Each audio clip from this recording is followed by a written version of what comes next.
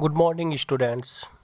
Last हमारा जो topic था बेटा, वो टॉपिक था संगठन। और संगठन हमारा टॉपिक, हमने उसकी थ्योरी बताई, उसके नोट्स दिए आपको, उसके बाद में एमसीक्यू और मल्टीपल चॉइस क्वेश्चन दिए। वे आपने अपनी नोटबुक में उतार भी लिए होंगे और पूरा चैप्टर ढंग से पढ़ भी लिया होगा, रीडिंग भी कर ली होगी बेटा। जो तुम्हारे एमसी क्वेश्चन थे और जो वेरी शॉर्ट क्वेश्चन थे, इन्हें बार बार रिपीट करते रहे बेटा, क्योंकि ज़्यादातर पेपर क्वेश्चन पे के बेस पे बनते हैं।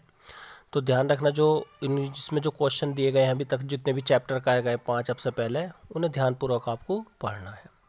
आज का जो नया टॉपिक है वो है नियुक्तिकरण, रिक्रूटमेंट, यानी भर्ती नियुक्तिकरण करना। ठीक है बेटा। अब इसमें हम आज क्या क्या सीखेंगे। सबसे पहला पॉइंट है अधिगम उद्देश्य। अधिगम उद्देश्य का मतलब है हमारे सीखना क्या क्या चीज़ है, क्या क्या हमें अधिगम सीखना, क्या सीखने के क्या क्या इसमें हमें सीखना है। सबसे पहले है नियुक्तिकरण को परिभाषित कर पाएंगे, हम उसे डिफाइन करेंगे, उसका अर्थ बताएंगे। दूसरा, मानव संसाधन प्रबंध के अंतर्गत, यानी ये कहता है ह्यूमन रिसोर्सेज मैनेज के अंतर्गत नियुक्तिकरण के संबंध को स्थापित कर पाएंगे, यानी कि नियुक्तिकरण मानव रिसोर्सेज प्रबंध के द्वारा कैसे संबंध स्थापित होते हैं।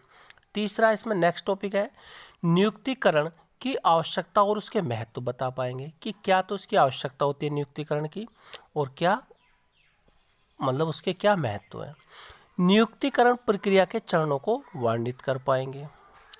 नेक्स्ट है भर्ती व चयन का अर्थ बताएंगे कि रिक्रूटमेंट और अपॉइंटमेंट, चयन करना क्या है।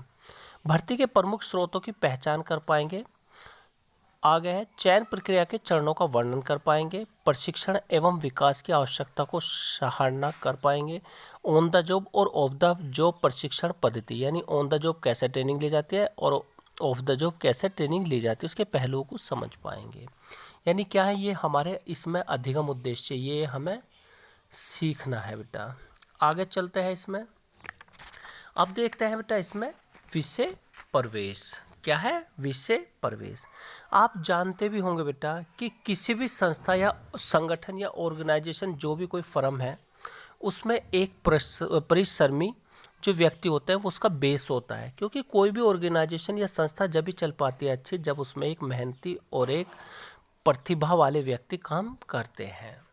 इसी बारे में इसमें बताया गया है, इसे विस्तार पूर्वक पढ़ते हैं। किसी भी संस्था अथवा संगठन की नींव परिश्रमी और प्रतिभावान व्यक्ति होते हैं। यानी वही वाली बात जो अभी बताइए आपको, कि कोई भी ऑर्गेनाइजेशन हो, उसके जो परिश्रमी और प्रतिभावान व्यक्ति होंगे तभी वो अच्छा मानी जाती है। जो किसी भी फर्म के प्रमुख संपत्ति होती है। देखो, एक परिश्रम यानी एक व्यक्ति जो मेहनती व्यक्ति होता है, वो उस फर्म की संपत्ति या एसेट होती है, क्योंकि वही उन्हें कमा के देती है फर्म को, जो व्यक्ति उसमें मेहनती और अच्छे होते हैं। यह एक विविध सत्य है कि संस्था के विकास हेतु निरंतर गुणात्मक नियुक्ति की आवश्यकता होती है। इस कारण किसी भी संगठन की सफलता हेतु उपयुक्त मानव संसाधन का प्रावधान अथवा पर्याप्त नियुक्तिकरण एक अनिवार्य आवश्यकता है। इसलिए यह माना जाता है कि कोई भी संगठन अपने उद्देश्यों को तभी प्राप्त कर सकता है जब उसके पास उपयुक्त पदों पर सर्वोत्तम व्यक्ति या अथवा कर्मचारी होंगे। यह क्या कह रहा है कि कोई भी व्यक्ति अपने उद्देश्यों को, या कोई भी फर्म या कोई भी संस्था अपने उद्देश्यों को जब भी प्राप्त कर सकती है जब उसके उपयुक्त पदों पर, यानी मुख्य पदों पर सर्वोत्तम व्यक्ति अथवा कर्मचारी होंगे। ये बताया, देखो इसमें इसकी सफलता के बारे में बताया। अब नेक्स्ट है नियुक्तिकरण का अर्थ। नियुक्तिकरण क्या है। नियुक्तिकरण है जो खाली पद होते हैं उनको भरना, क्या कहलाता है, नियुक्तिकरण। अब देखते हैं इसे विस्तार पूर्वक, इसमें भी पढ़ लेते हैं। यू कह रहा सांगठनिक ढांचे के नियोजन अथवा चयन के पश्चात प्रबंध प्रक्रिया का अगला, यानी ऑर्गेनाइजेशन, यानी कि स्ट्रक्चर ऑफ ऑर्गेनाइजेशन के बाद का जो नेक्स्ट टॉपिक होता है वो होता है चयन के पश्चात प्रबंध प्रक्रिया का अगला चरण है रिक्त पदों को भरना।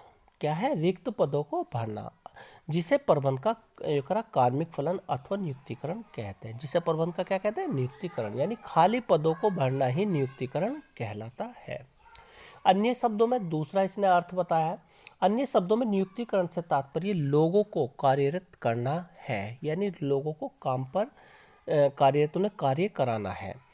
यह कार्यबल नियोजन से शुरू होता है और इसके अंतर्गत अन्य कार्य जैसे भर्ती, रिक्रूटमेंट, चयन, अपॉइंटमेंट, फिर प्रशिक्षण। पहले आप भर्ती करोगे, भर्ती करने में बहुत सारी एप्लीकेशन आती है, उसमें से आप अच्छे कर्मचारी का चयन करेंगे, फिर उन्हें ट्रेनिंग कर देंगे और फिर उसे विकास, पदोन्नति और क्षतिपूर्ति व कार्यबल निष्पादन मूल्यांकन आकलन शामिल है। यानी एक नियुक्तिकरण में क्या क्या चीज़ है। सबसे पहले भर्ती बताई। भर्ती में एप्लीकेशन बहुत ज़्यादा आती है, आवेदन ज़्यादा आते हैं, पर उन आवेदन में से हम उन्हीं व्यक्तियों का चयन करते हैं जिन्हें हमें अपनी फर्म की आवश्यकता होती है। जितनों को हम अपॉइंटमेंट कर लेते हैं, फिर उन्हें हम ट्रेनिंग देते हैं, फिर उनका विकास, पदोन्नति करते हैं, उनका जो आगे को विकास, पदोन्नति होती है, उनके पद में भी बढ़ोतरी करते हैं। क्षतिपूर्ति व कार्यबल निष्पादन का मूल्यांकन व आकलन भी शामिल है। अन्य शब्दों में देखो, बार बार नियुक्तिकरण का ही अर्थ बता रहा है। नियुक्तिकरण प्रबंध प्रक्रिया का वह भाग है जिसका संबंध संतुष्ट व संतुष्ट करने वाले कार्यबल की प्राप्तिकरण उपयोग में रख रखाव से है। वर्तमान में नियुक्तिकरण के अंतर्गत कर्मचारियों के सम्मिश्रण में दैनिक, श्रमिक, अनुबंधित कर्मचारी, देखो कैसे बताया, दैनिक जो पर डे पर काम करते हैं, अनुबंधित जो एग्रीमेंट के अकॉर्डिंग काम करते हैं, तथा सलाहकार को शामिल किया जाता है। सलाहकार भी कंपनी के फर्म के कर्मचारी माने जाते हैं, एडवाइजर। नियुक्तिकरण किसी संगठन द्वारा नियुक्ति किए गए प्रत्येक व्यक्ति को व्यक्तिगत तौर पर मान्यता प्रदान करता है जो अंततः कार्य निष्पादन करता है। व्यावसायिक संगठन के अंतर्गत नियुक्तिकरण को भर्ती करने तथा कर्मचारियों की संख्या पूरी करने से संबंध प्रबंध के कार्य करने के रूप में वर्णित किया जाता है। इस लक्ष्य की प्राप्ति सबसे पहले श्रम और शक्ति की आवश्यकता को पहचान करके साथ ही भर्ती, चयन और प्रतिनियुक्ति, पदोन्नति, मूल्य निर्धारण एवं व्यक्तिगत विकास द्वारा ही व्यावसायिक संगठनों की अभिकल्पना भूमिकाओं की पूर्ति के लिए की जा सकती है। देखो इसमें बेटा इतना ज़्यादा लंबा तो आपको लिखना नहीं, ऊपर की जो 2 लाइनें हैं जो मैंने सबसे पहले बताई थी कि खाली पदों को, रिक्त पदों को भरना, जिसे प्रबंध का कार्मिक फलन अथवा नियुक्तिकरण कहते हैं। हमें इतनी बड़ी डेफिनेशन या अर्थ नहीं बताना, हमें छोटे वर्डों में उसको बताना है। दूसरे शब्दों में इन्होंने बताया था, ऊपर की लाइनों में देखोगे आप अर्थ में। अन्य शब्दों में नियुक्तिकरण का तात्पर्य लोगों को कार्यरत करना है। यह कार्य बल नियोजन से शुरू होता है और इसके अंतर्गत कार्य जैसे भर्ती, चयन, शिक्षण, प्रशिक्षण, विकास, पदोन्नति, क्षतिपूर्ति, कार्यबल निष्पादन व मूल्यांकन का आकलन शामिल है। और भी एक डेफिनेशन दे रखी, जो उनसे भी आपको बेटर लगे उसमें से सिर्फ इसका अर्थ आपको पढ़ना है। अब इससे नेक्स्ट जो बेटा हमारा टॉपिक है वह है नियुक्तिकरण की आवश्यकता और महत्व। यानी हमें जो इसके जो नियुक्तिकरण है, यानी कि जो हमें पदों, ये जो इसकी नियुक्ति करनी है कर्मचारियों की, क्यों आवश्यकता है और उसका क्या महत्व है। भैया हमसे बात है, किसी फर्म को आपको चलाना है तो आपको नियुक्ति भी करनी पड़ेगी अपने कर्मचारियों की, और उनका उसमें बहुत ज़्यादा फर्म को सफलता प्राप्त कराने में उन कर्मचारियों का बहुत बड़ा रोल भी होता है। अब इसे विस्तार पूर्वक पढ़ते हैं बेटा। किसी भी संस्था में कार्य निष्पादन के लिए कर्मचारियों की आवश्यकता होती है। भाई कोई भी कार्य को करना हो तो हमें किसकी आवश्यकता होगी, कर्मचारी की।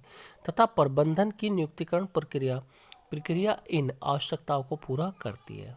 यानी प्रबंधन जो होता है, जो प्रबंध करता है प्रबंधक, उसका नियुक्ति प्रक्रिया इस आवश्यकता को पूरी करती है। यानी नियुक्ति करोगे तभी तो कर्मचारी मिलेंगे। सही पद हेतु सही व्यक्तियों को प्रबंध करती है। यानी जो सही पद है उस पर एक सही व्यक्तियों का चयन करना। नियुक्तिकरण द्वारा संगठनिक संरचना में आधारभूत रूप से रिक्त पदों की पूर्ति की जाती है, क्योंकि उपयुक्त नियुक्तिकरण करते समय योग्य कर्मचारियों का चयन होना चाहिए, इसलिए मानवीय तत्व अधिक महत्वपूर्ण है। नीचे आगे स्टेप दे रखा है, नियुक्तिकरण कर्मचारियों का चयन करते समय मानवीय तत्व तथा मूल प्रकृति या सहजता को प्रदान करता है। वही संगठन योग्यता, अभिवृत्ति, निष्ठा और वचनबद्धता जैसे महत्वपूर्ण गुणों को ध्यान में रखता है। इसको एक विशिष्ट क्षेत्र भी माना गया है तथा इस विषय पर विस्तृत ज्ञान संबंधित सिद्धांत भी उपलब्ध है। श्रेष्ठतम परिणाम हेतु नियुक्तिकरण के विभिन्न पक्षों जैसे चयन, आवश्यकता, क्षतिपूर्ति व प्रलोभन, प्रशिक्षण व विकास पर किए गए अनुसंधान का प्रयोग भी किया जाता है। अब आगे चलते हैं। देखो इन्होंने फिर बताया कि किसी भी व्यवसाय की आधारशिला यानी उसका जो बेस होता है वो मानव संसाधन होता है, ह्यूमन रिसोर्सेज होता है। वहीं योग्य व्यक्ति व्यवसाय को सर्वोच्च शिखर तक तथा गलत व्यक्तियों को व्यवसाय के गर्त तक में पहुंचा सकता है। यानी एक अच्छा जो कर्मचारी अच्छे होंगे तो वो उस व्यवसाय को सर्वोच्च शिखर तक भी पहुंचा सकते हैं, और अगर गलत व्यवसाय होंगे तो वो उसे डुबो भी सकते हैं। अतः नियुक्तिकरण संगठनिक निष्पत्ति को अत्यधिक आधारभूत व आलोचनात्मक प्रकृति है। वर्तमान के तीव्र तकनीकी विकास के संगठन को बढ़ते आकार व व्यक्तियों की व्यवहार की जटिलता को देखते हुए नियुक्तिकरण के महत्व में अत्यधिक बढ़ोतरी हुई है। किसी भी संगठन की अत्यधिक महत्वपूर्ण परिसंपत्ति मानव संसाधन है। क्या है? मानव संसाधन, ह्यूमन रिसोर्सेज, तथा किसी भी संगठन के लक्ष्यों को पूर्ण करना उसके मानवीय संसाधनों की गुणवत्ता पर निर्भर करता है। देखो, हमसे बात है, किसी भी संगठन के लक्ष्य को अगर पूरा करना है तो जो मानवीय संसाधन है उसकी गुणवत्ता, यानी कि जो ह्यूमन रिसोर्सेज है उनके अंदर वो क्वालिटी है या नहीं है जो सो फर्म से आपका काम चल रहा है। इसलिए नियुक्तिकरण एक अत्यधिक महत्वपूर्ण प्रबंध की प्रक्रिया है। कोई भी संस्था तब तक सफल हो सकती है जब उसकी अपनी संगठनिक संरचना में विभिन्न पदों पर सही कर्मचारी नियुक्ति पाने में समर्थ हो। देखो कितना बढ़िया पॉइंट बताया कि एक फर्म जब भी अच्छी चल सकती है या एक अपने लक्ष्य को प्राप्त कर सकती है यदि उस फर्म के अच्छे पदों पर अच्छे कर्मचारियों की नियुक्ति होगी। अगर जो अच्छे गुणवत्ता वाले व्यक्तियों की नियुक्ति होगी तभी हमारा जो बिजनेस वो उच्च शिखर तक जा सकता है। तो क्या बताया इसने? इसके विषय सामग्री बताई थी, फिर अर्थ में बताया था कि खाली पदों को भरना ही नियुक्तिकरण कहलाता है। फिर इसमें नियुक्तिकरण की क्यों आवश्यकता है? यदि आप अपने व्यवसाय को उच्च पद तक या आज शिखर तक ले जाना चाहते हो तो एक अच्छे गुणवान व्यक्तियों की या एक अच्छे प्रशिक्षित व्यक्तियों की सही पदों पर नियुक्ति करना अनिवार्य होता है, क्योंकि अच्छे ही कर्मचारी अपनी संगठन को शिखर तक पहुंचा देते हैं और बुरे कर्मचारी या बुरे कर्मचारी होते हैं उससे गर्त में यानी उससे डुबो देते हैं। तो हमने आज पढ़ा बेटा इसकी विषय सामग्री, अधिगम उद्देश्य, फिर इसके विषय सामग्री, फिर इसका अर्थ पढ़ा, और अब नेक्स्ट पढ़ा नियुक्तिकरण की आवश्यकता और महत्व। ये टॉपिक यहीं समाप्त होता है बेटा। आगे का टॉपिक हम कल के उसमें वीडियो में पढ़ाएंगे आपको। ओके बेटा।